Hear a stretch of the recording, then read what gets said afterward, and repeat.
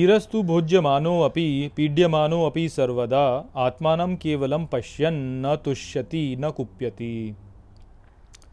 नमस्कार मित्रों, ये जो श्लोक है ये अष्टावक्र गीता के तीसरे अध्याय का 9वां श्लोक है और आज के वीडियो में हम इस श्लोक को गहराई से समझेंगे। तो आइए सबसे पहले इसके अर्थ को समझते हैं। तो जो श्लोक है वो कहता है, धीरस्तु भोज्यमानो अपि, अर्थात धीर किंतु भोग करते हुए भी, पीड्यमानो अपि सर्वदा, अर्थात पीड़ा सहन करते हुए भी सभी समय पर, आत्मानं केवलम पश्यन्, अर्थात केवल आत्मा को ही देखता है, न तुष्यति न कुप्यति, अर्थात न तुष्ट होता है न कुपित होता है।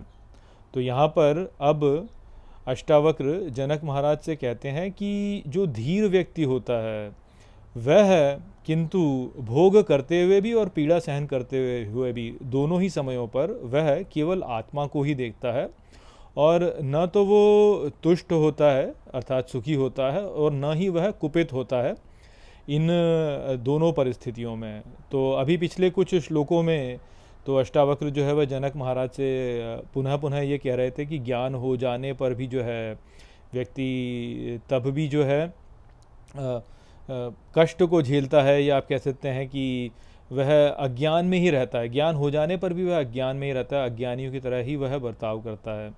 अब यहाँ पे वो कहते हैं कि किंतु धीर जो है वह ऐसा बर्ताव नहीं करता।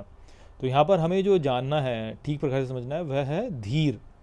तो धीर जो होता है, धीर वास्तव में वह व्यक्ति होता है जिसमें बहुत सारा आप कह सकते हैं कि धैर्य होता है जिसे कहा जाए। तो ज्ञान हो जाने पर भी वास्तव में व्यक्ति जो है वह ठीक प्रकार से अपने जीवन में आचरण नहीं कर पाता, क्योंकि वह जो है धैर्य प्राप्त नहीं कर पाया है। तो हमने जैसे पहले के श्लोकों में भी ये समझा है कि ये जो ज्ञान है यह हो जाने पर भी वास्तव में व्यक्ति को जो है थोड़ा सा इस ज्ञान के स्थिर हो जाने की आवश्यकता भी होती है। अर्थात व्यक्ति जो होता है उसका ज्ञान जो है वह स्थिर नहीं होता आरंभ में, तो ज्ञान के स्थिर हो जाने की आवश्यकता होती है। तो ये जो स्थिर हो जाना है ज्ञान का, वह ही वास्तव में धीरता है जिसे कहा गया है कि जो व्यक्ति धीरज विकसित कर लेगा उसमें ये जो ज्ञान है यह अब स्थिर हो चुका है, हमको ये जानना है। तो जो व्यक्ति इस ज्ञान को पुनः पुनः स्मरण कर करके अभ्यास कर करके और भक्ति का उपयोग करके धीरे धीरे अध्यात्म में प्रगति करता है, उसमें जो है धैर्य उत्पन्न हो जाता है, वह धीरज प्राप्त कर लेता है। वह जो है वह ऐसा हो जाता है कि फिर जो है वह उसके आगे कोई भी यदि स्थिति उत्पन्न हो भी जाए तो वह स्वयं को जो है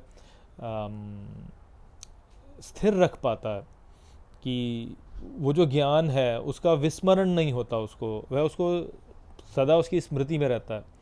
और जब ज्ञान सदा स्मृति में रहेगा तो फिर जो है व्यक्ति इस अवस्था को प्राप्त कर पाता है कि भले ही अनुकूल परिस्थिति हो या प्रतिकूल परिस्थिति हो, दोनों ही अवस्थाओं में व्यक्ति केवल एक आत्मा को ही देखता है। वह केवल यह ही देखता है कि मैं आत्मा हूँ, वह केवल इन घटनाओं का साक्षी मात्र हूँ। तो उनमें उलझता नहीं है। फिर वह यही सोचता है कि अच्छा मैं केवल साक्षी हूँ और ये जो घटनाएं ये आती हैं और चली जाती हैं। तो अभी यदि मुझे आनंद प्राप्त हो रहा है, मुझे आनंद भी नहीं कहेंगे, मुझे सुख प्राप्त हो रहा है, तो थोड़े समय में दुख भी प्राप्त होगा, और यदि मुझे अभी दुख प्राप्त हो रहा है तो थोड़े समय में सुख भी प्राप्त होगा। क्यों? क्योंकि जो सुख होता है वह एक थोड़े समय तक रहेगा और फिर जो है वह चला जाएगा। तो जब वह चला जाएगा तो दुख उत्पन्न होगा ही व्यावहारिक रूप से, क्योंकि संसार तो चलायमान है, इसमें परिवर्तन हो रहा है निरंतर।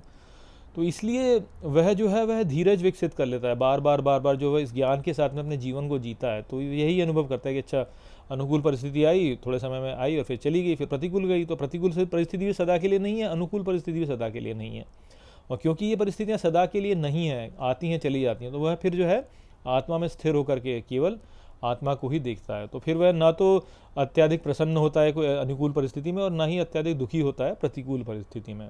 तो वो संदेश था यहाँ पर इस श्लोक में। आशा करता हूँ कि मैंने इस श्लोक को आपको अच्छे से समझा दिया होगा। चलिए इसी के साथ इस वीडियो को हम यहीं पर समाप्त करते हैं। नमस्ते।